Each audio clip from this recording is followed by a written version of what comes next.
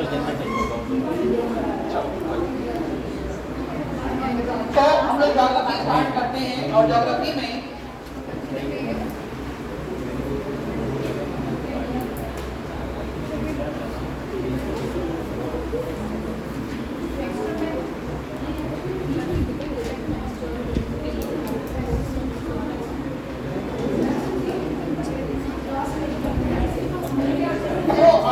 geography में we study about the earth, okay?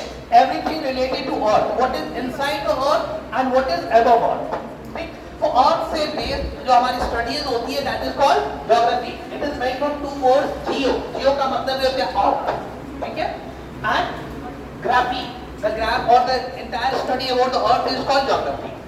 अब earth से related, environment से related क्या क्या चीजें, कुछ basic चीजें लिख लो जल्दी से.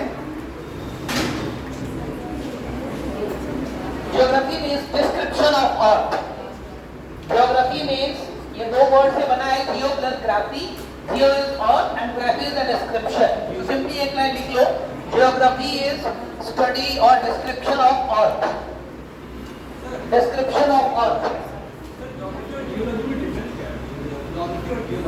Geology is different stream of subject, ना? Completely different subject.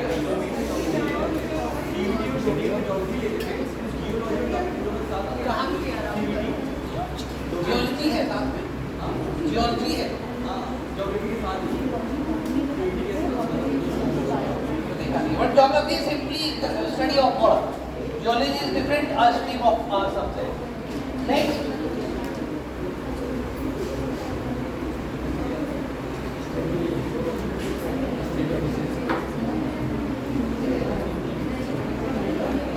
a father of geography, a person named Eratosthenes.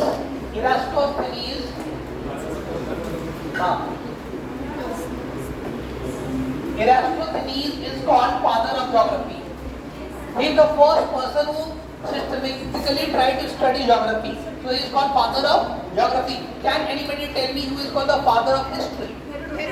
Herodotus. Greek historian Herodotus is called father of history. Good. And who is credited to start history in India? Kalhana की book का नाम बताओ. कल्हन के लिए कहा जाता है कि इंडिया का फर्स्ट हिस्टोरियन है जिसने पहली बार सिस्टमेटिक वे में हिस्ट्री लिखी है. कल्हन की बुक का नाम बताओ. मैंने लिखाया होगा. कल्हन की बुक का नाम है राजतरंगिणी, जो कश्मीर की हिस्ट्री लिखी हुई है. ठीक है. नेक्स्ट,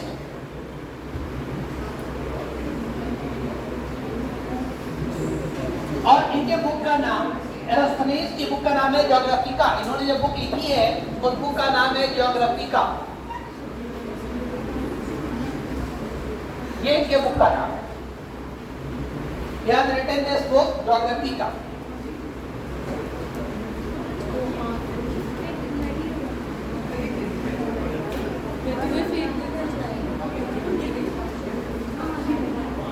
नेक्स्ट सब हेडिंग एक छोटा सा डाल लो, Indians contribution in geography. India के कुछ ऐसे स्कॉलर्स जिनका ज्योग्राफी में कंट्रीब्यूशन है, एंड इससे कुछ क्वेश्चंस मिलेंगे आपको. Indians contribution in geography. कई सारे इंडियंस ऐसे हुए हैं जिनका बहुत बड़ा कंट्रीब्यूशन है हिस्ट्री में, ज्योग्राफी में. We are discussing about geography right now. एक दो का नाम लिख लो. Anyone have heard name of Aryabhata? सुना है? इंडियन से बहुत बड़ा कंट्रीब्यूशन है उनका. लिख लो उनके बारे में. आर्यभट्ट.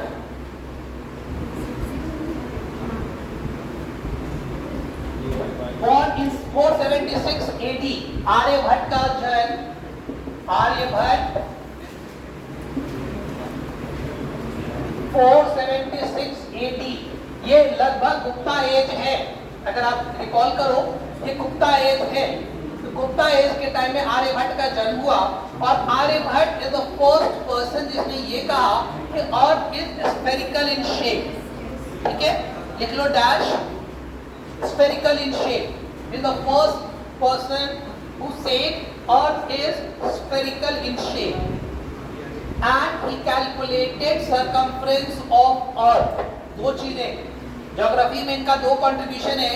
पहला इंसान जिसने ये कहा कि अर्थ जो है वो स्फेरिकल है, और दूसरा जिसने अर्थ का सरकमफ्रेंस कैलकुलेट किया। सरकमफ्रेंस सबको पता है ना क्या होता है? सरकमफ्रेंस सबको पता है ना? ये डिस्टेंस सरकमफ्रेंस होगा ये वाला, ये वाला, अच्छा ये वाला। तो ये तो first person who calculated circumference of earth। कितना बताया उसने circumference? if you want you can write 24,835 mile. जरूरत नहीं है बट लिख लो अगर लिखना चाहो। 24,835 माइल्स उसने अर्थ का circumference बताया आज से 1500 साल पहले। अगर आप 476 को कैलकुलेट कर लो तो लगभग 1500 साल पहले का टाइम है। आर्यभट्ट का और भी कोई कंट्रीब्यूशन है? जीरो। सबसे बड़ा कंट्रीब्यूशन के बिना दुनिया फेल है, सारे साइंस फेल है, सारे कंप्यूटर फेल है। ठीक है, नेक्स्ट। और इनके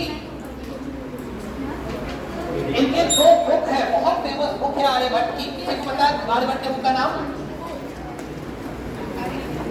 आर्यभट्ट के बुक का नाम पता है?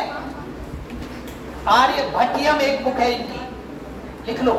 दो बुक है इनकी, एक बुक है आर्यभट्टियम, आर्यभट्टियम, और दूसरी बुक जो सबसे ज्यादा पूछा जाता है वो है सूर्य सिद्धांत। बहुत पूछा जाता है बुक का नाम, सूर्य सिद्धांत बुक पूछा जाता है।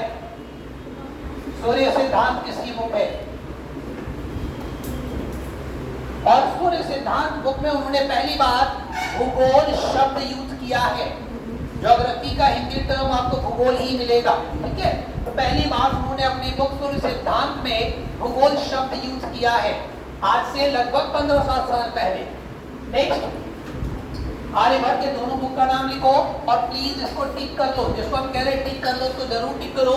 रिवीजन टाइम वहां पे पॉज लेना, स्टॉप करना, उसको 2 बार रीड करना। ठीक है, नेक्स्ट। अगला नाम लिखो वारामिहिर। अगला नाम वारामिहिर। किसी ने वारामिहिर का नाम सुना है?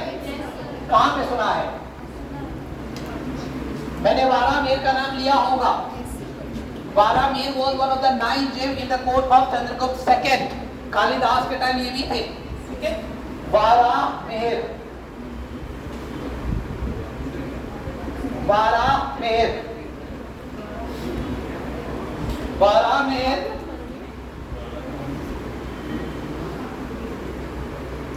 he gave information about solar and lunar eclipse।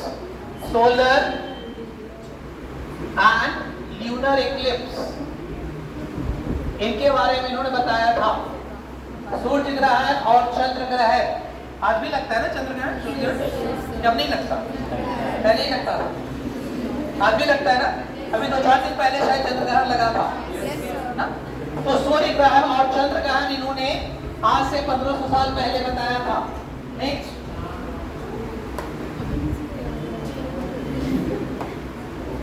अगला नाम लिखो ब्रह्मगुप्त। नाम सुना है? बहुत फेमस नाम है ब्रह्मगुप्त। ब्रह्मगुप्त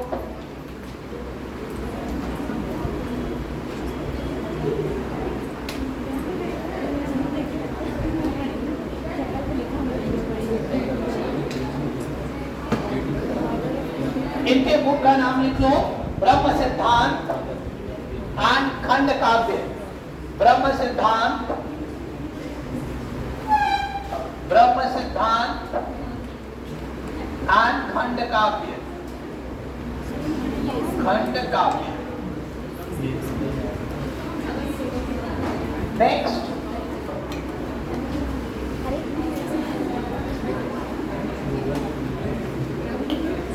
भास्कराचार्य। भास्कराचार्य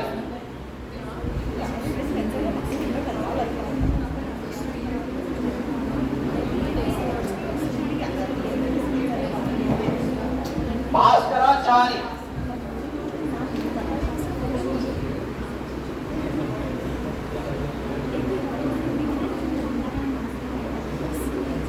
और Bhaskaracharya was the first person जिसने ये कहा था और attracts everything towards it. But we know किसके नाम से ये फेमस है? न्यूटन के नाम से। और न्यूटन से बहुत पहले का टाइम है भास्कराचार्य का, और इन्होंने कहा था कि पृथ्वी हर चीज को अपनी तरफ खींचती है। क्या ये सच है? ऐसा ही होता है क्या? ये देखो क्यों आ रही है नीचे? ग्रेविटेशन करना आ रही है। क्या ये स्पेस में जा सकती है? नहीं जा सकती क्या? कब जाएगी? स्केप वेलोसिटी कितनी होती है? 11.2। अगर हम इस मार्कर को 11.2 किलोमीटर पर सेकेंड की स्पीड से फेंक दें तो that is called escape velocity. ये स्पेस में चली जाएगी और वापस नहीं आएगी। मतलब 1 सेकेंड में हम इसको 11 किलोमीटर फेंक दें। 1 किलोमीटर में इसको इलाहाबाद 1 सेकेंड में इलाहाबाद से पार कर दें, ठीक है? तो ये स्केप कर जाएगी। तो पहली बार इन्होंने कहा था और अट्रैक्ट एवरीथिंग, ठीक है? तो दो टर्म मिलेगा आपको साइंस में, ग्रेविटी एंड ग्रेविटेशनल फोर्स मिलेगा ना? क्या होता है ये? क्या होता है ये? ग्रेविटी क्या होती है? ग्रेविटी क्या होती है? सब साइंस वाले हो, मैक्सिमम सबको पता है। Gravity is the force by which earth attract everything. Gravitational force क्या होता है? Now next. तो भास्कराचार्य की बुक का नाम देखो, बहुत पूछा जाता है, लीलावती एंड बीजगणित। लीलावती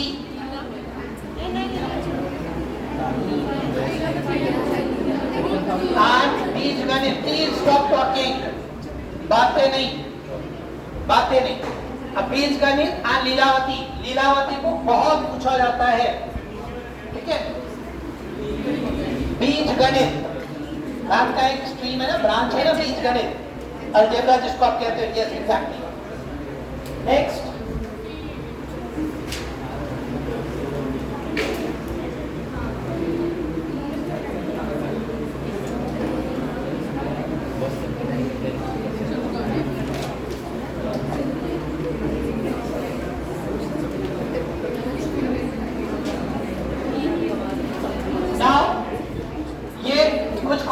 हो गया ज्योग्राफी में, कुछ ज्योग्राफर्स के नाम हो गए। नाउ अगला लिखो, हेडिंग लिखो, big bang theory. Big bang theory हम बहुत डिटेल में नहीं जाएंगे, आपको बस सुपरफिशियली हम सारी चीजें बता रहे हैं। Big bang theory, it is believe that entire universe is created with the big bang theory, ठीक है? एक बहुत बड़ा ब्लास्ट हुआ और उसके बाद जो यूनिवर्स एक्सपैंड करना स्टार्ट किया और सारी चीजें, जितने भी प्लैनेट्स हैं, जितने भी स्टार्स हैं, जितने भी गैलेक्सीज हैं, सब बिग बैंग थ्योरी से बना, ठीक है? बिग बैंग थ्योरी में आप बस पहला लाइन लिखो, ये थ्योरी दिया है जॉन लमाइटर ने, नाम बहुत पूछा जाता है। बिग बैंग थ्योरी किसका है? बिग बैंग थ्योरी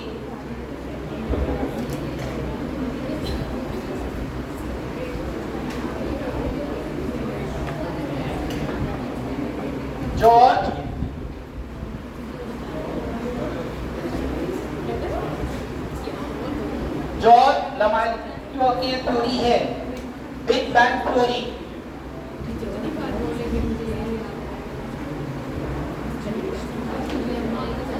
इस थ्योरी के अकॉर्डिंग आज से लगभग 13 बिलियन वर्ष पहले, 13 billion years ago, there was explosion in universe which created everything. तो लिख लो, और universe was created around 13 billion years ago. और universe, और कितना? Universe was created 13 billion years ago.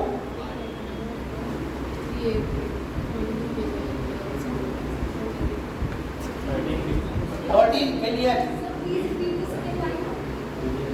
According to this theory, universe was created 14 billion years ago.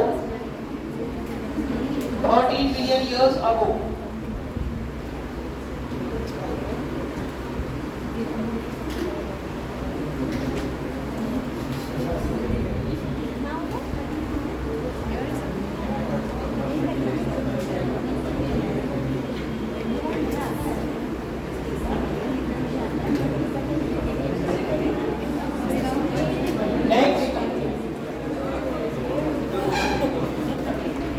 Next sub heading डाल लो, our solar system.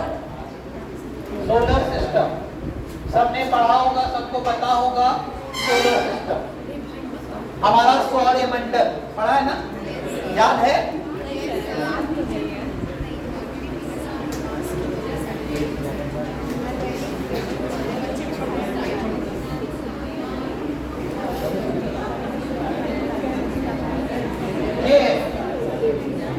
ये हमारा सोलर सिस्टम है, ठीक है?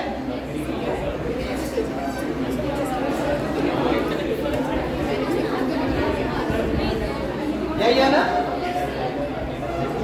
और है इसमें? और तो नहीं है? हाँ, ये हमारा सोलर सिस्टम, ठीक है? Solar system. अच्छा, एक दो थ्योरी आप लोगों को मिलेंगी, एक मिलेगा जियोसेंट्रिक थ्योरी और एक मिलेगा हेलियोसेंट्रिक थ्योरी। दो वर्ड है, जियोसेंट्रिक थ्योरी, जियोसेंट्रिक, और दूसरा हेलियोसेंट्रिक। अब जियोसेंट्रिक थ्योरी क्या कहती है? पहले ये मानना था दुनिया का कि पृथ्वी, जो हमारी जो पृथ्वी है वो सेंटर में है और उसके चारों तरफ सारे ग्रह इंक्लूडिंग सन भी रोटेट हो रहा है, मूव कर रहा है। अभी भी हम लोग ऐसे ही लगता है ना?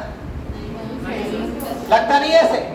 आप देखो लगेगा कि यार सूर्य तो सुबह इधर था इधर चला गया, लगता है ना? अपीयर तो यही होता है ना। Now you people are study, हमने बहुत सारी थ्योरीज पढ़ी है, देखी है, तो लगता है वो ये रहा है, ठीक है? तो जियोसेंट्रिक थ्योरी ये कहती थी कि अर्थ सेंटर में था और सारे planet including star were rotating around it, ठीक है? लगभग 15th सेंचुरी तक दुनिया यही मानती थी।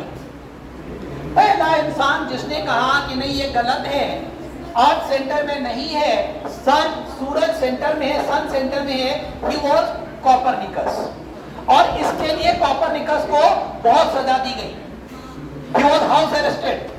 कभी भी जब पहली बार कोई चीज किसी धर्म के खिलाफ बोला जाता है तो लोग मानते नहीं है। Christianity got angry with this कि हमारे ये चर्च के बाइबल के खिलाफ है, चर्च के खिलाफ है, हम लोग मानते हैं पृथ्वी सेंटर में है, तो he was punished, house arrest कर दिया गया उसको। उसके बाद गैलीलियो ने टेलीस्कोप बना के ये दिखाया चर्च को और वहां के सारे लोगों को, नहीं देखो ये सच है। And when Galileo authenticated this theory, then world started believing, ठीक है? लिख लो, heliocentric theory was first given by Copernicus and later verified by Galileo. Heliocentric theory, heliocentric theory तो समझ आ गया ना? हेलियोसेंट्रिक थ्योरी का मतलब है कि सूरज बीच में है, सन बीच में है और सारे प्लैनेट उसके चारों तरफ चक्कर लगाते हैं, जो हम आज मानते हैं यही सत्य है, यही सच है। We have studied it. अभी भी हमने यही बनाया, सन को बीच में बनाया और सारे प्लैनेट इसके चारों तरफ घूम रहे हैं। ये जो आपने देखा ये पूरा कंप्लीट सर्किल है, ठीक है? ये सर्किल है, सब घूम रहे हैं सन के चारों तरफ। This is called heliocentric theory. Confusion हो पूछ लेना। हेलियोसेंट्रिक थ्योरी कहती है कि सन बीच में है, सारे प्लैनेट चारों तरफ रिवॉल्व हो रहे हैं। पहली बार ये दुनिया में कहा था कोपरनिकस ने, और उसको वेरीफाई किसने किया? गैलीलियो ने, ठीक है? नेक्स्ट, अच्छा, हमारा जो सोलर सिस्टम है वो कौन से गैलेक्सी का पार्ट है? Milky Way. लिख लो, our solar system is the part of Milky Way galaxy. Milky Way galaxy. Milky Way galaxy को हिंदी में क्या कहते हैं? मिल्की वे गैलेक्सी को हिंदी में क्या कहते हैं? आकाश गंगा। लिख लो, our solar system is the part of Milky Way galaxy. Milky Way galaxy. अच्छा, पेपर में एग्जाम में कभी भी अगर कोई कंफ्यूजन हो किसी वर्ड में तो प्लीज उसका हिंदी इंग्लिश दोनों ट्रांसलेशन चेक कर लेना। ज्यादा रिलायबल एंड ज्यादा ऑथेंटिक इंग्लिश ट्रांसलेशन होता है, फिर भी कई बार हमें कई वर्ड को थोड़ी सी कंफ्यूजन होती है तो उसको हिंदी में रेफर करने में कुछ नुकसान नहीं है। Please refer Hindi and English both. Next, you have written Milky Way galaxy. एक और गैलेक्सी का नाम लिख लो। Latest discovered galaxy is dwarf galaxy. अभी रिसेंटली एक गैलेक्सी डिस्कवर्ड हुआ है, ड्वार्फ गैलेक्सी।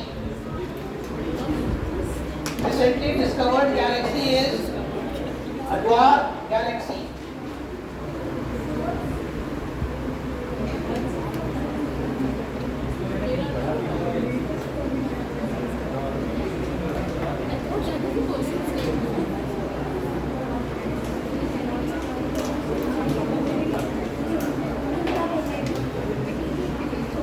अब सोलर सिस्टम में आप लोग चाहो कि डायग्राम बना दो छोटा सा सर्किल करके बीच में और सारे इसका नाम लिख लो, ऐसे ही लिख लो। ये सबको ऑर्डर पता है ना? नहीं पता है? याद है? मर्करी, वीनस, अर्थ, मार्स, जुपिटर, सैटर्न, यूरेनस। अब इसमें एक एक क्वेश्चन बनते हैं, कौन सा छोटा है, सबसे छोटा है, कौन सबसे बड़ा है, कौन सबसे सन के पास में है, कौन सबसे दूर है, लाइक दिस। ठीक है? जो फर्स्ट 4 होते हैं, ठीक है, they are made up from rocks. ये रॉकी प्लैनेट्स हैं, यहाँ पे हार्ड रॉक्स हैं। लास्ट के जो 4 हैं they are the gaseous planet, ये गैस से बने हुए हैं। ठीक है, कुछ फैक्ट लिख लो इन सब के बारे में।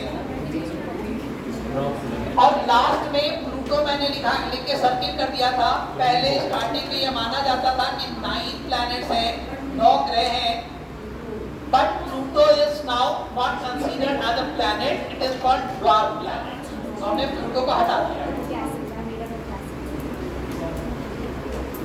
तो लिखना चाहो तो लिख लो। एक फर्स्ट 4 को कहते हैं टेरेस्ट्रियल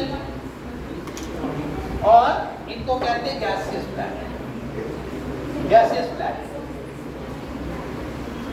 ये रॉकी प्लैनेट है, रॉक से बने हैं, और ये गैस के बने।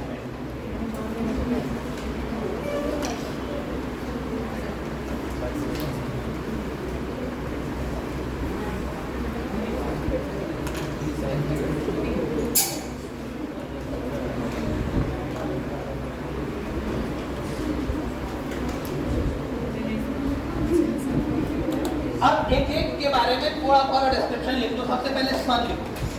सन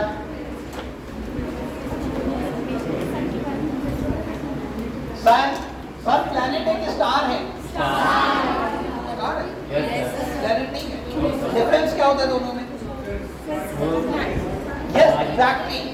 star has its own light and heat and planets do not have their own light and heat. They reflect the light and heat get received from star. So star, sun is a star. Sun is a star.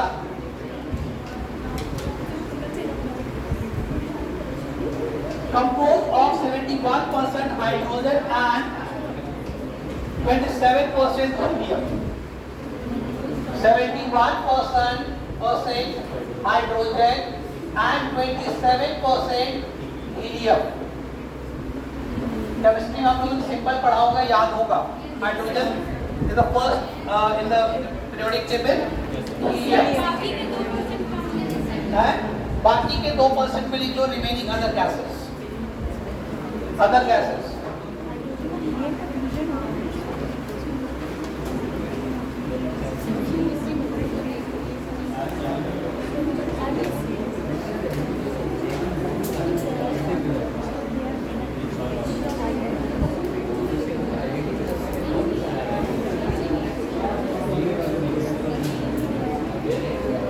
अच्छा, सन पे जो energy create होता है it is due to nuclear fusion. लिख लो word nuclear fusion. The energy on sun is created due to nuclear fusion. Fusion और fission पता है आप लोगों को? Have you read in chemistry? Fusion में क्या होता है? दो लाइट एलिमेंट पास में आके कंबाइन करता है और फ्यूजन में एक बड़ा एलिमेंट स्प्लिट होता है, तो हाइड्रोजन हीलियम की रिएक्शन से न्यूक्लियर फ्यूजन होता है जिससे हाइड्रोजन बॉम्ब बनता है। अगर आप लोगों ने सुना होगा atom bomb and hydrogen bomb, जो हिरोशिमा और नागासाकी में गिराया गया था 1945 में 6 अगस्त और 9 अगस्त को, वो एटम बॉम्ब था जो इससे बना था, फ्यूजन से बना था। ये फ्यूजन है और फ्यूजन की कंपैरिजन में फ्यूजन में 1000 गुना ज्यादा एनर्जी क्रिएट होती है। तो सन पे हर सेकेंड न्यूक्लियर फ्यूजन हो रहा है and that's why the huge energy is created. Next,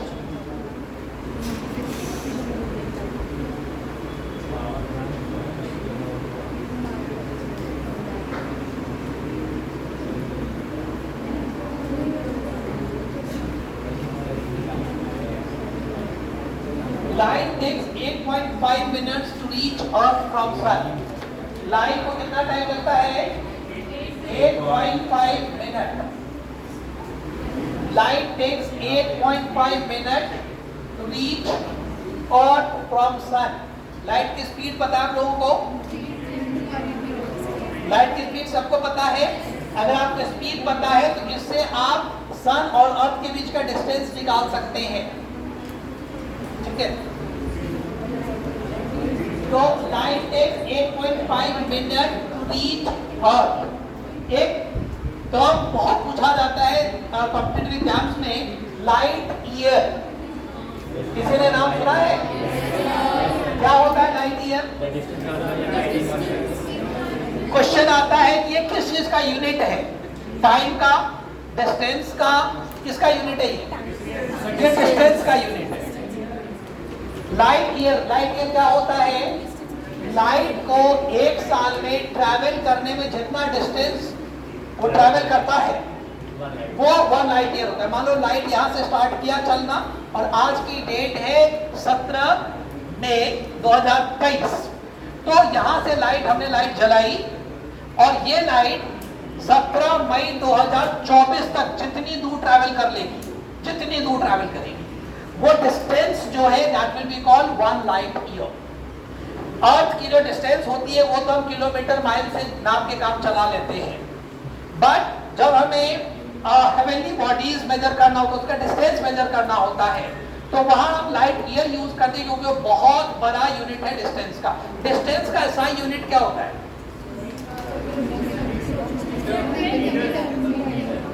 distance को जो हम नापते हैं उसका एसआई मात्रक क्या है? मीटर। किलोमीटर किसने का? मीटर होता है। Don't get confuse. डिस्टेंस का अब एसआई यूनिट भी पूछा जाता है आप लोगों से, एसआई यूनिट पूछा जाता है तो डिस्टेंस का हो गया मीटर, वेट का, ग्राम की किलोग्राम, किलोग्राम, ग्राम का एसआई यूनिट होता है किलोग्राम। ठीक है, सबका बता दें क्या? डिस्टेंस हो गया, वेट हो गया, केजी। नेक्स्ट, लाइट ईयर जरूर लिख लो। Light year is the unit of distance. Light year is the unit of distance.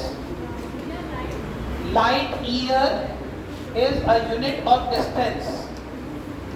ये दूरी नापने का मात्रक है और लाइट ईयर में मैंने अभी बताया एक लाइट को एक साल में ट्रैवल करने जितना डिस्टेंस वो ट्रैवल करेगी वो 1 लाइट ईयर होगा।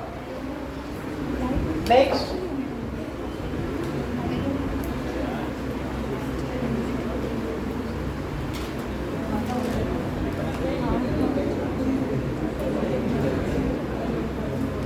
अच्छा, ये जो आपने लिखा है टेरेस्ट्रियल प्लैनेट या रॉकी प्लैनेट, इसको इनर प्लैनेट भी कहते हैं। ठीक है, इनर प्लैनेट और इसको आउटर प्लैनेट भी कहते हैं। जो अर्थ के अंदर है इनर प्लैनेट और अर्थ मास के जो बाहर है that is outer planet. Next, अब पहला आपने मरकरी लिखा है। मरकरी के बारे में लिखो 2-4 fact quickly. Mercury closest to earth, sun, sun के सबसे करीब है। आप देख सकते हो सूरज के सबसे पास में कौन सा प्लैनेट है? मरकरी। तो क्लोजेस्ट, आप मरकरी सब हेडिंग डालिए। पहला point closest to sun, Mercury closest to sun. Lightest planet, जितने भी 8 प्लैनेट है उसमें सबसे हल्का है। ठीक है, तो आप अगर शॉर्ट में लिखना चाहो तो आप लिख सकते हो क्लोज या क्लोजेस्ट, लाइटेस्ट, लाइटेस्ट सबसे हल्का प्लैनेट है।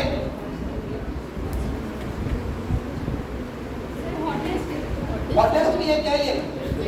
हॉटेस्ट, यस लिखो हॉटेस्ट, हॉटेस्ट।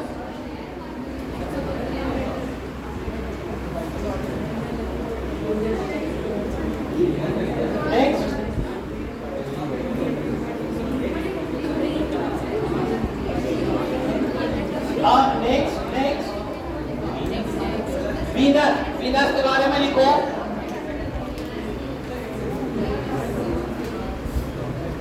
वीनस, अच्छा मैं ऑर्डर नहीं दिखा रहा हूँ, ये सेकेंड है ऑलरेडी इंटरेस्टेड, ये फर्स्ट है, रिजल्ट है, ये सेकेंड है, थर्ड लाइन है, तो ये सबसे सेकेंड में है। वीनस के बारे में क्यों फैक्ट लिखो quickly. This is nearest to the Earth, आपके सबसे करीब यही प्लैनेट है, नियरेस्ट टू अर्थ।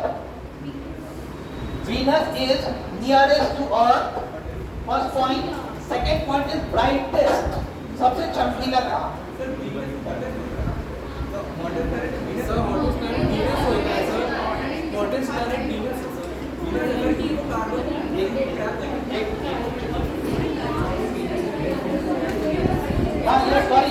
सॉरी, आपने मरकरी में अगर लिखा है तो उसको कट कर दो, उस पॉइंट को। वीनस हॉटेस्ट होता है, वीनस हॉटेस्ट होता है। तो वीनस के लिए आपने 3 पार्ट लिखा, closest to earth, brightest and hottest. सबसे गर्म होता है और सबसे ब्राइट होता है। Next, also known as evening star and morning star. Venus को ही evening star and morning star भी कहते हैं, known as evening star and morning star.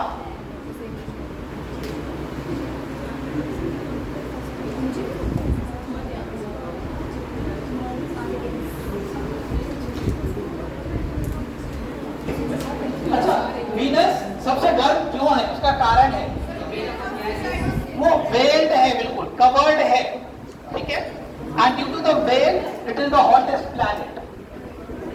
Next, अगला लिखो अर्थ। अर्थ के बारे में सब कुछ पता है, अर्थ के बारे में सब कुछ पता है। ऑल्सो कॉल्ड ब्लू प्लैनेट, क्यों?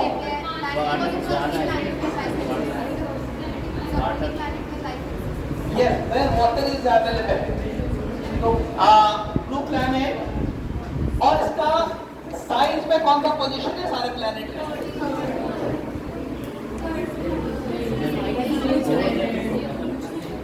Earth is 5th largest planet, 5वां सबसे बड़ा ग्रह है, 5th largest planet. Anybody can tell me which is the 5th largest country in world area wise?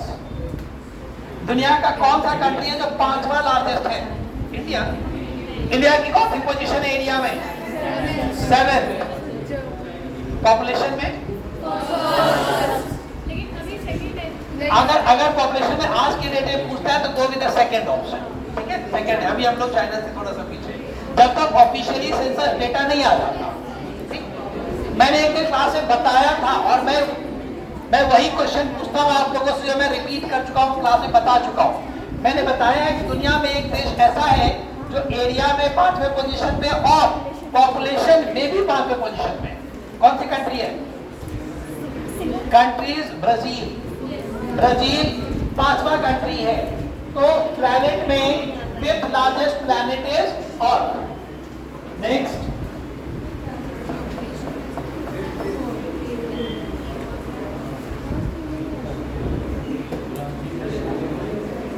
अर्थ के बाद आगे नेक्स्ट लिखो, अर्थ का एक सैटेलाइट भी है, मून। थोड़ा सा मून के बारे में लिख लो। Moon only satellite of earth. Moon is the only satellite of earth.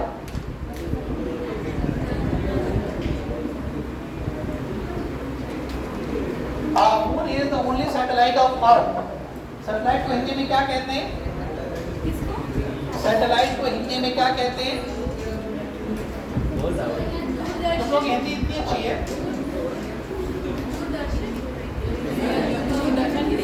हाँ, सैटेलाइट को हिंदी में उपग्रह कहते हैं। प्लैनेट को ग्रह कहते हैं और सैटेलाइट को उपग्रह कहते हैं। उपग्रह दो तरह का होता है, सैटेलाइट दो तरह का होता है। प्लीज बातें नहीं करो, प्लीज स्टॉप टॉकिंग। सैटेलाइट दो तरह का होता है, एक होता है नेचुरल सैटेलाइट और एक होता है आर्टिफिशियल या मैन-मेड सैटेलाइट। अभी जो मून रीड करो नेचुरल है। कैन एनीबॉडी टेल मी, लिखो, बहुत इंपॉर्टेंट क्वेश्चन बताने जा रहे हैं, बातें मत करो। दुनिया का पहला आर्टिफिशियल सैटेलाइट कौन सी है जो लॉन्च हुई है? The first satellite of earth of world. Do you think India is the first country to launch satellite in the world? India से पहले किसी कंट्री ने किया होगा? Yes, exactly. The first satellite of Earth is artificial satellite of Earth is Sputnik. Russia ने launch किया था 1957 में। लिख लो। The first artificial satellite is Sputnik to be launched by Russia it was launched by Russia in 1957. दुनिया का पहला satellite, मैं artificial satellite की बात कर रहा हूँ, वो स्पुतनिक है और किस कंट्री की है?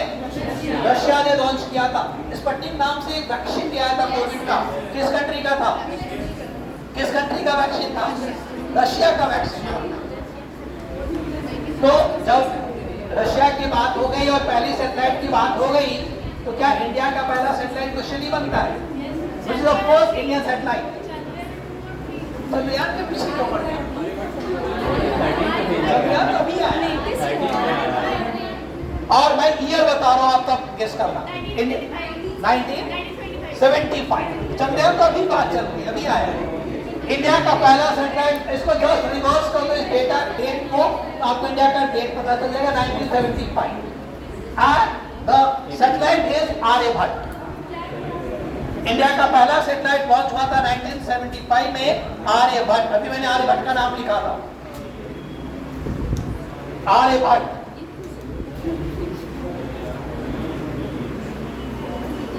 अब हम लोग चलते हैं फिर से मून पे, थोड़ा सा नीचे आ गए। We are going back on moon. Moon यहाँ पे लिखा तो only satellite of Earth, ठीक है। अगला पॉइंट लिखो मून के बारे में।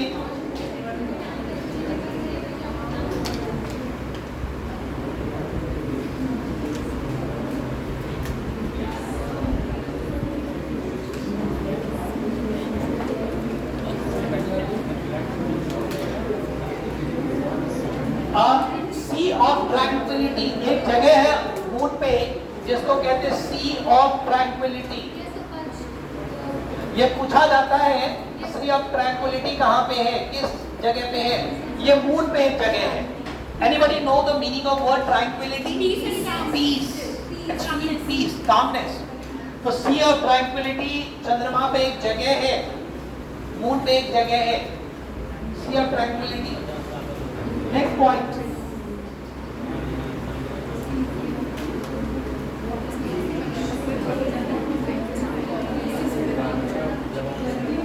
the study of moon, the study of moon is called selenology. ये भी पूछा जाता है, selenology.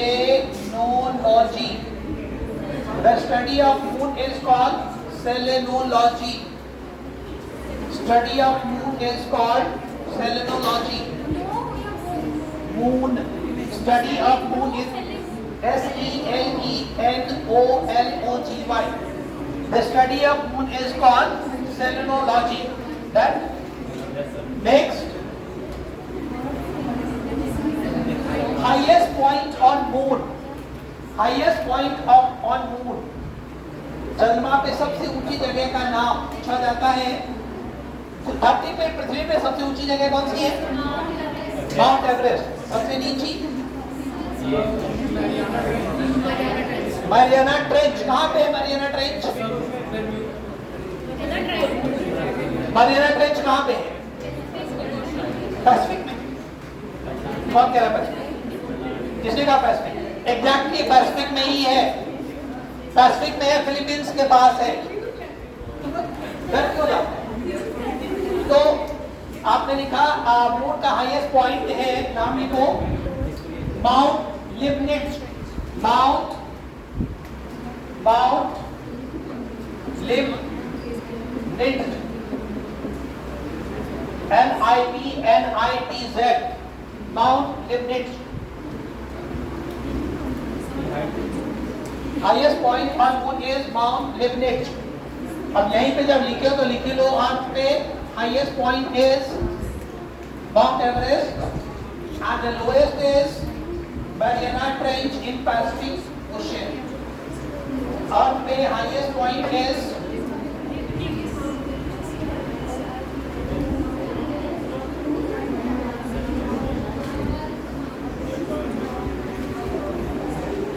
next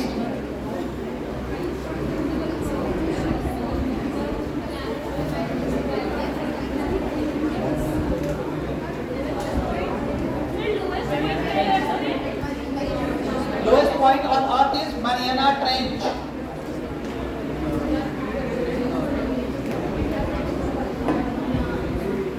In Pacific Ocean. In Pacific Ocean.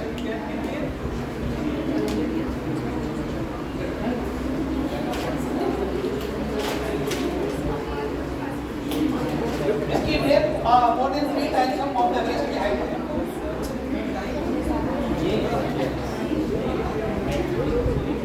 Chandrayaan लिख लोगे हेडिंग क्विकली, चंद्रयान और चंद्रयान के पीछे पड़े।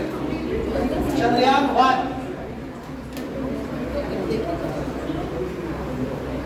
Launch on 22 October 2008। Chandrayaan 1 22 October 2008। Chandrayaan 2 22 July 2019। Chandrayaan 1 22 October 2008। Chandrayaan 2 22 July 2019। 22 July 2019। और आप लोगों ने देखा होगा ये चंद्रयान 2 की लॉन्चिंग जब थी उसका लास्ट फेज में जब उसका लैंड करना था तो क्रैश कर गया था। और उसके जो उस टाइम इसरो के जो चेयरमैन थे he started crying and Narendra Modi उसका लाइव टेलीकास्ट देखने गए थे, hurt him and console him just like the child. देखा था? तो वो लिटरली रो रहे थे। कितना एक सालों की मेहनत जब ऐसे ही कुछ पल के लिए होता है तो that is okay. Next one, अगला प्लैनेट लिखो मार्स। अब अगला प्लैनेट हम कर रहे हैं मार्स। हम लोगों ने मरकरी कर लिया, वीनस कर लिया, अर्थ कर लिया, अर्थ का मून कर लिया। Now we are going to Mars, this is the fourth planet, चौथा प्लैनेट है। नेक्स्ट, इसमें पहला पॉइंट लिखो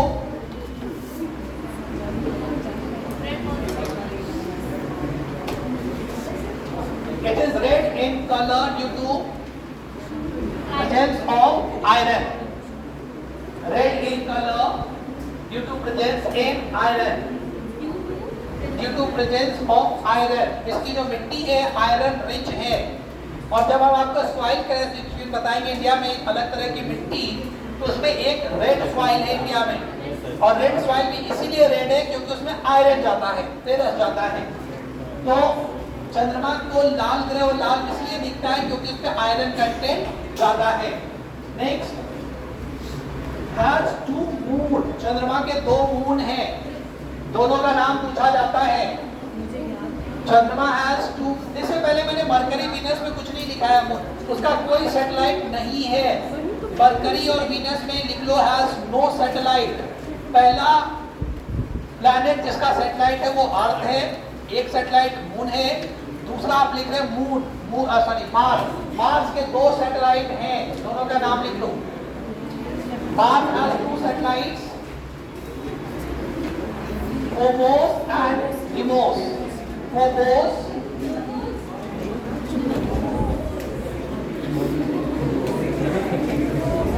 Mars has two satellites. Phobos and Deimos. ये दो सैटेलाइट है मार्स के.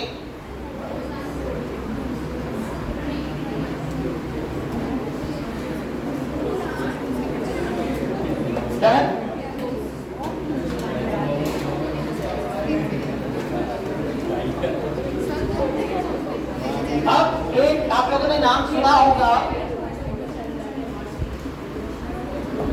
किसी ने ये नाम सुना है? बॉब. क्या ये? मम्मी. इसका फुल फॉर्म क्या है?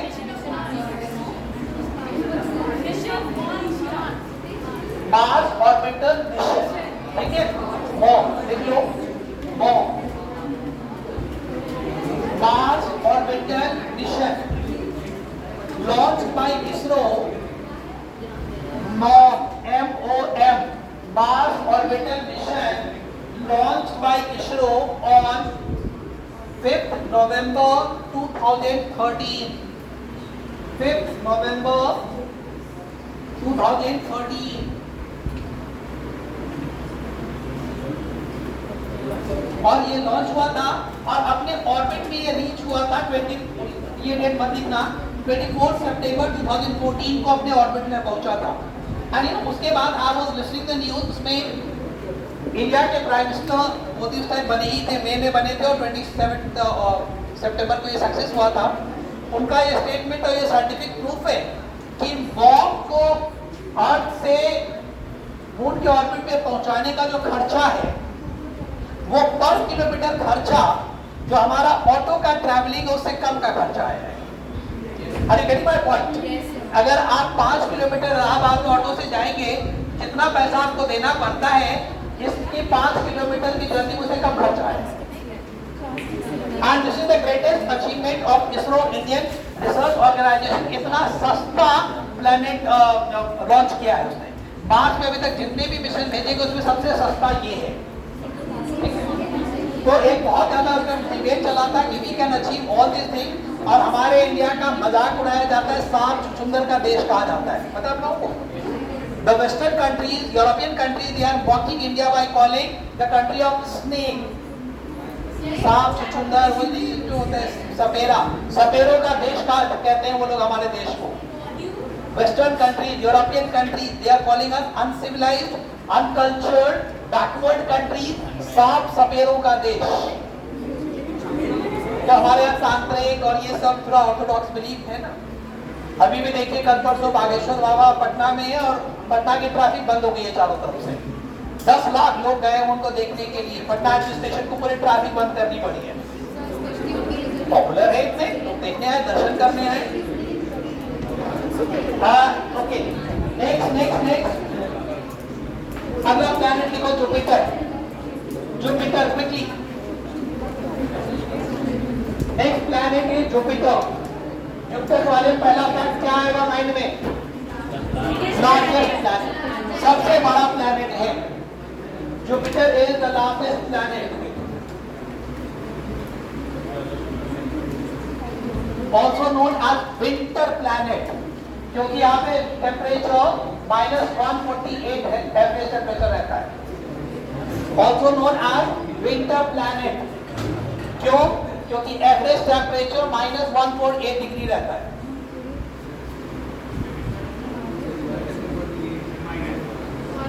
Winter planet.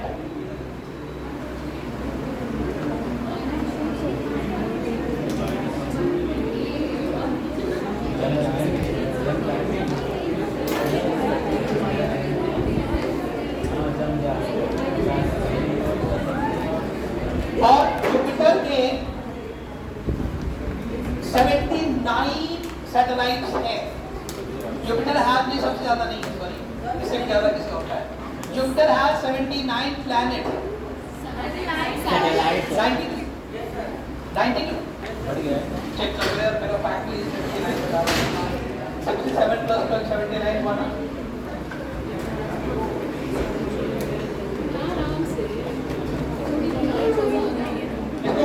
पढ़ लेना। अभी आप 67 लिख लो, 79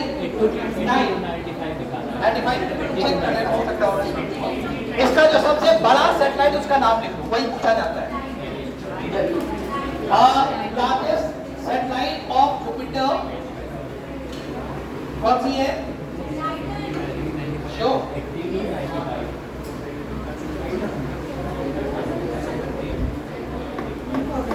ये लिख लो। टाइटन बेटा सैटर्न की है, कंफ्यूज मत करो। टाइटन सैटर्न का सैटेलाइट है, अभी हम जुपिटर कर रहे हैं, ठीक है। हाँ, जुपिटर का सबसे बड़ा है गैनीमीड। जुपिटर का सबसे बड़ा सैटेलाइट है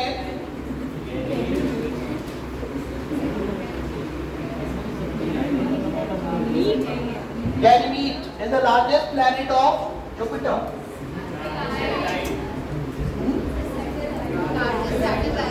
Largest satellite. Next, after Jupiter, next satellite लिख लो Saturn. Hey, here's Saturn. Saturn. Saturn is the second largest planet. Jupiter के बाद साइज में Saturn की पोजीशन है। Second largest planet.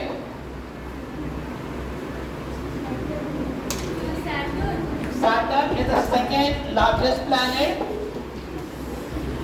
Saturn has ring around it.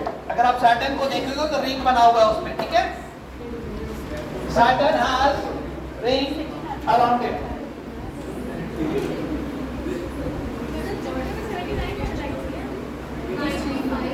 मैंने 79 दिया, आप क्रॉस चेक कर लेना, गूगल पे नंबर नहीं पूछा जाता।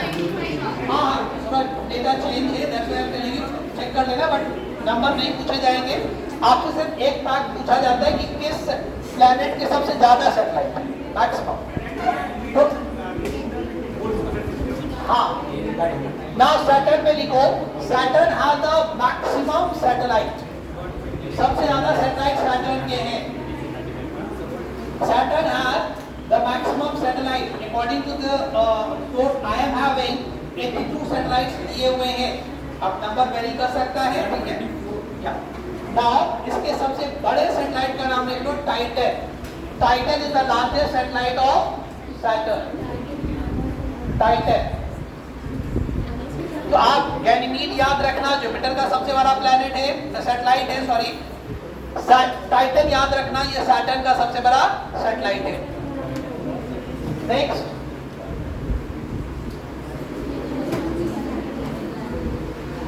प्लैनेट लिखो Uranus. After Saturn is Uranus. Uranus पहला पॉइंट लिखो, it is greenish in colour.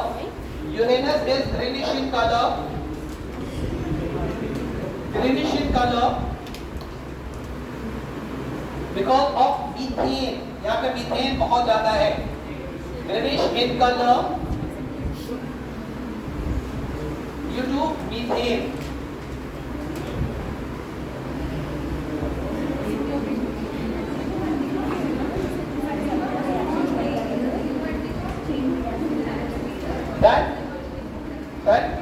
अब एक पॉइंट, इंपॉर्टेंट पॉइंट लिखो, यूरेनस एंड वीनस दोनों, बाद में यूएस है, यूरेनस एंड वीनस राइमिंग है दोनों।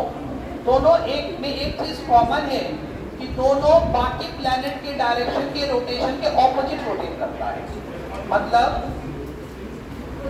ये सन है, ये सन है, ये अर्थ है।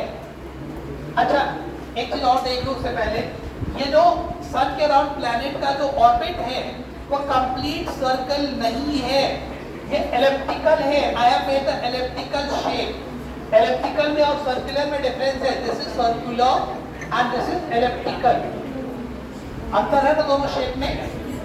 एलिप्टिकल में एक साइड बहुत बड़ा होगा, दूसरा छोटा होगा। तो जितने भी प्लैनेट्स है उसका जो रोटेशनल पाथ है, ट्रैक है, वो एलिप्टिकल है, ठीक है। Can anybody tell me, if suppose this is earth, ये अर्थ है, इसका रोटेशन का डायरेक्शन क्या है? ये इस तरफ से रोटेट करेगा या इधर से करेगा? ए या बी?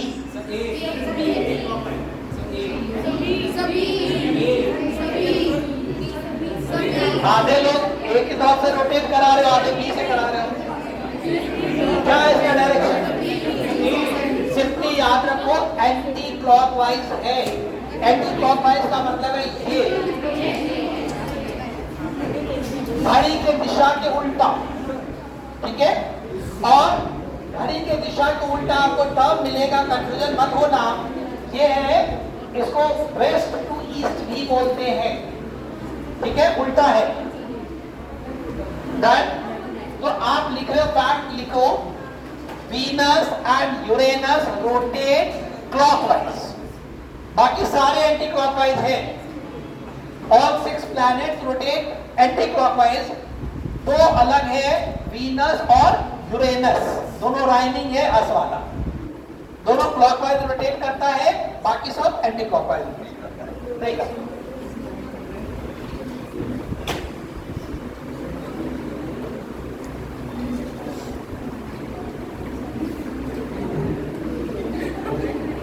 लास्ट में और कोई बचा? होगे सारे ब्लैक, और भी कोई बचा? नेपच्यून बचा। Last ignore Neptune. Neptune is the last planet, farthest from sun, सन से सबसे दूर है, और इसको यूरेनस का ट्विंस भी कहते हैं। इसकी बहुत कुछ सिमिलैरिटी यूरेनस जैसा है। कैन एनीबॉडी टेल मी किस प्लैनेट को अर्थ का ट्विंस कहते हैं?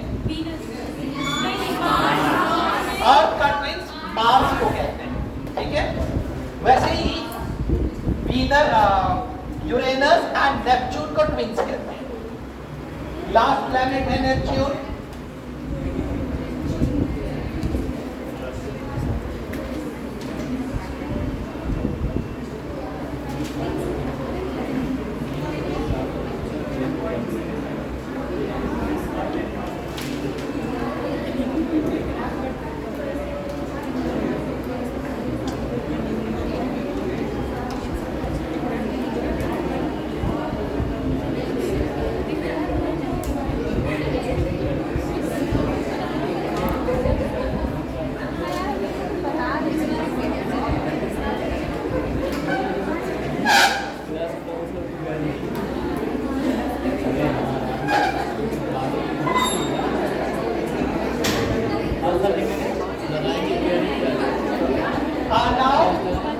Planet is over.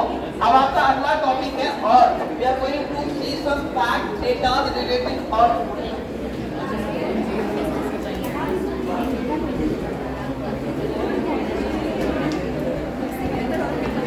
Next heading डाल लो अर्थ।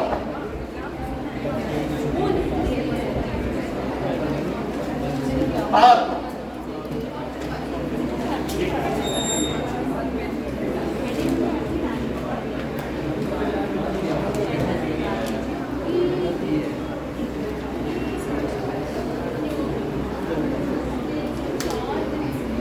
around 5 million years old. 5 million.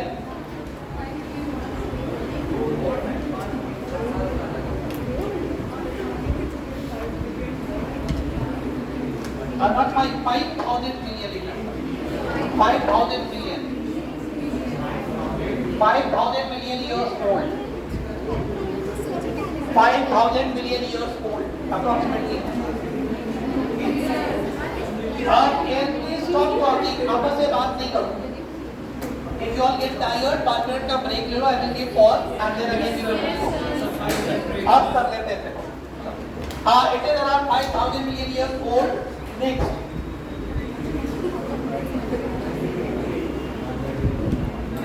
Highest point. Earth का highest point Mount Everest. अभी आपने लिखा highest point Mount Everest. Height लिख लो. Highest point Mount Everest. Height is 8850 meter. 8850 meter. It should be in your mind. लगभग ये 9 kilometre के आसपास है। अगर आप इसको किलोमीटर में कन्वर्ट कर दोगे तो 9 किलोमीटर आप डिस्टेंस अर्थ पे वॉक करो, उसकी हाइट करो, इतनी इसकी हाइट। इसकी लोकेशन का पोजीशन कहाँ है, ये किस कंट्री में है, नेपाल में, ठीक है।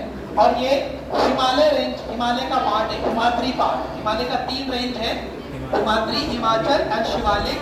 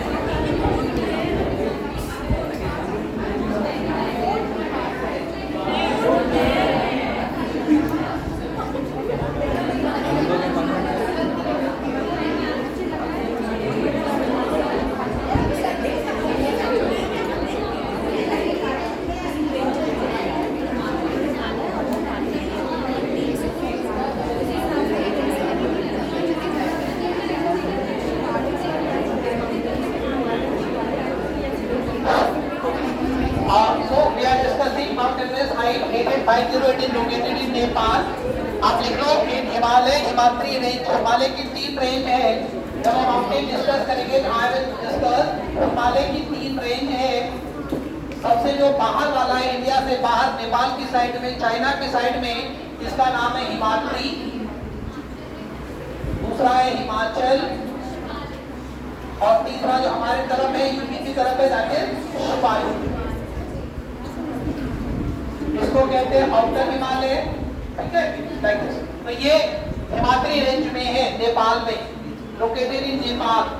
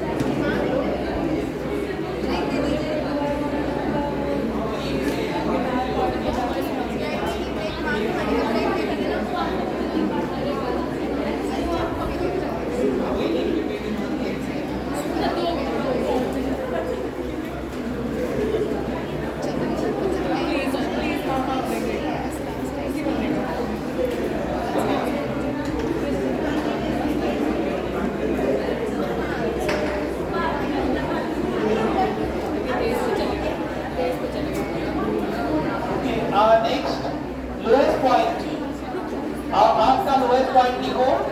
Already you have written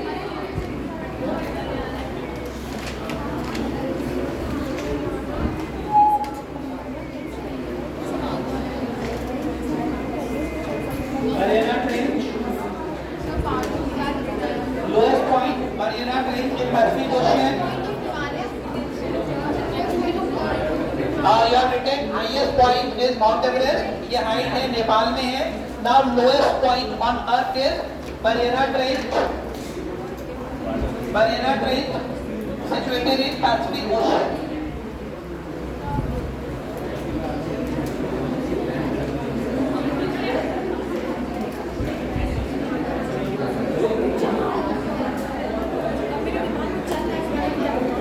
Next, continents. Next, लिखो continents. How many continents we have? Continents. लिख लो या 7 continents. 7 continents. Largest is Asia. Largest is Asia. There are 7 continents. सातों का नाम Asia,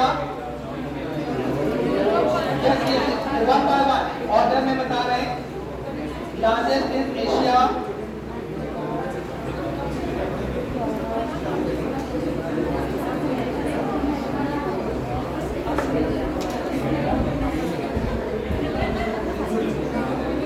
second largest is Africa. Largest क्या बेटे उसी order में हम लिख रहे हैं area wise. Largest is Asia, second largest is Africa, second largest is Africa, third largest is North America. Asia सबसे बड़ा कॉन्टिनेंट है, फिर अफ्रीका है, उसके बाद नॉर्थ अमेरिका है। North America is the fourth largest, third largest. North America is the third largest.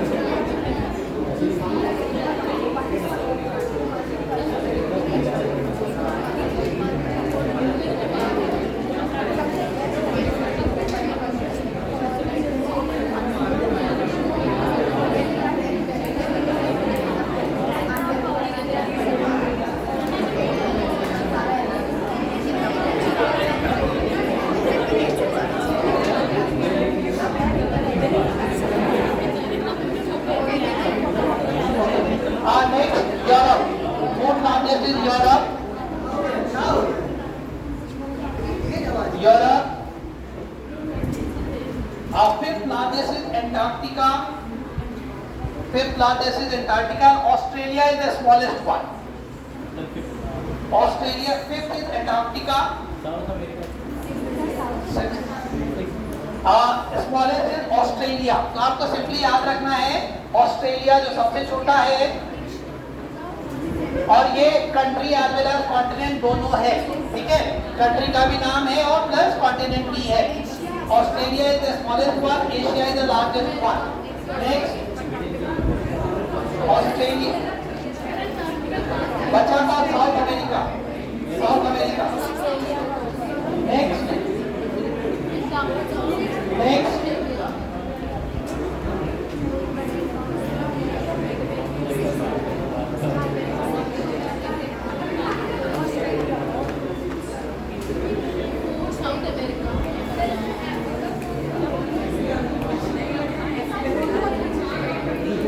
अब दो नाम बहुत फ्रीक्वेंटली कई सारे कॉम्पिटिटिव एग्जाम्स में आते हैं। दो नाम मुझे कई सारे कॉम्पिटिटिव एग्जाम्स में मिला है। Who is the first person to reach North Pole and South Pole?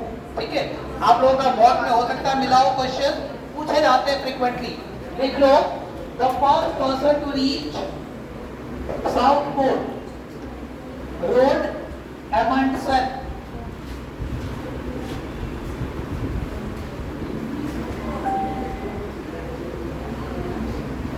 Roald Amundsen is the first person to reach South Pole. Then the first person to reach South Pole is Roald Amundsen. आप short में Amundsen याद रखो। South Pole and North Pole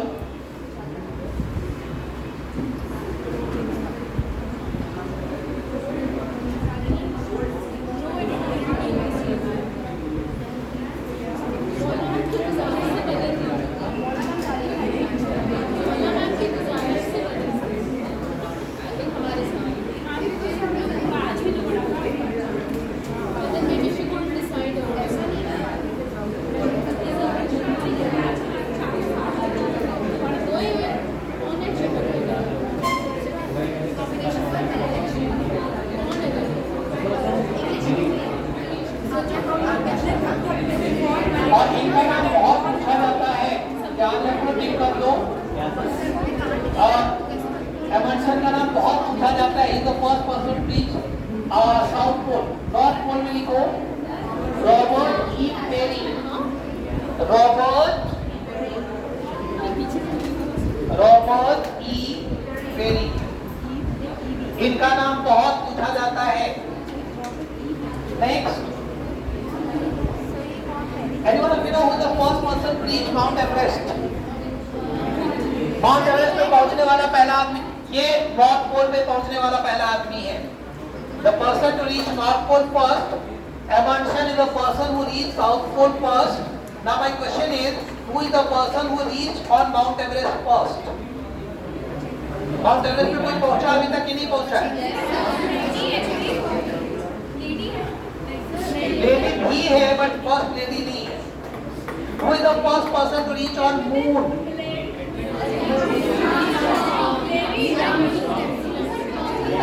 Okay, तो पहले mount Everest का लिखिए। The first person to reach Mount Everest is Edmund Hillary and Tenzing Norgay। Edmund Hillary, ये हम माउंट एवरेस्ट का बता रहे हैं, and Tenzing Norgay, ये दोनों हैं। हाँ, ये नेपाल के हैं और ये कहाँ के? Anybody know Edmund Hillary? अभी रिसेंटली 2-4 साल पहले इनकी डेथ हुई। Edmund Hillary is from New Zealand, New Zealand के हैं। और लिख लो ब्रैकेट में New Zealand and Tenzing Norgay is of Nepal, is of Nepal. The first person to reach on Mount Everest. Anybody know who is the first Indian to reach Mount Everest?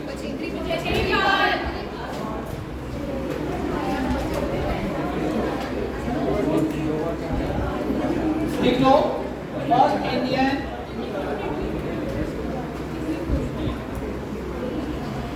Indian to reach Mount Everest, Avtar Singh Cheema. Avtar Singh Cheema. The first Indian to reach Mount Everest is Avtar Singh Cheema.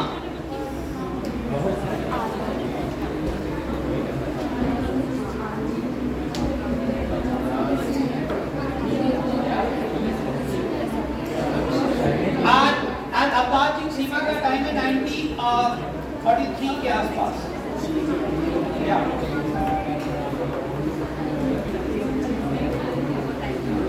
1989, he reached on Mount Everest in 1989. The first Indian women on Mount Everest, Bachendri Pal. The first Indian women to reach on Mount Everest is Bachendri Pal and the year is 1984. इनका 33 है।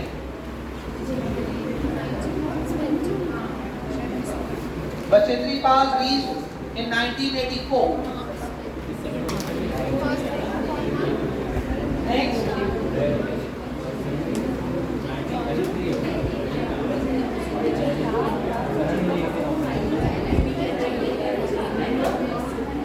अच्छा, जो south pole है, south pole पे अलग अलग country ने अपने रिसर्च सेंटर बनाए हुए हैं। हर कंट्री का अपना अपना रिसर्च सेंटर है। इंडिया के रिसर्च सेंटर का नाम पूछा जाता है। एनीबडी नोज इंडिया के रिसर्च सेंटर का क्या नाम है? लिखो, Indian research centre of south pole is Dakshin Gangotri. The Indian research centre on south pole is Dakshin Gangotri.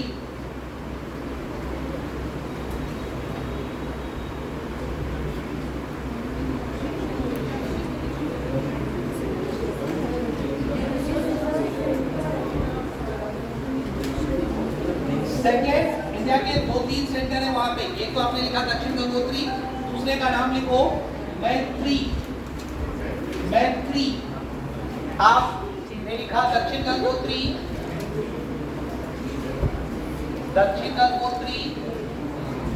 Then मैत्री, और थर्ड है भारती। ये 3 रिसर्च सेंटर इंडिया के साउथ पोल पे।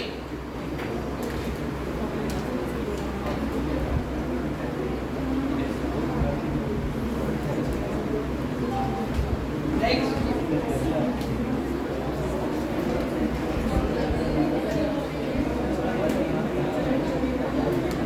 अगला निकालो ओशियंस। ओशियंस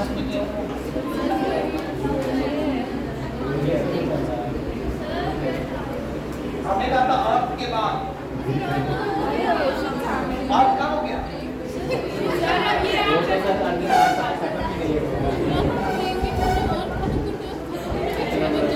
ओशियंस कर ले।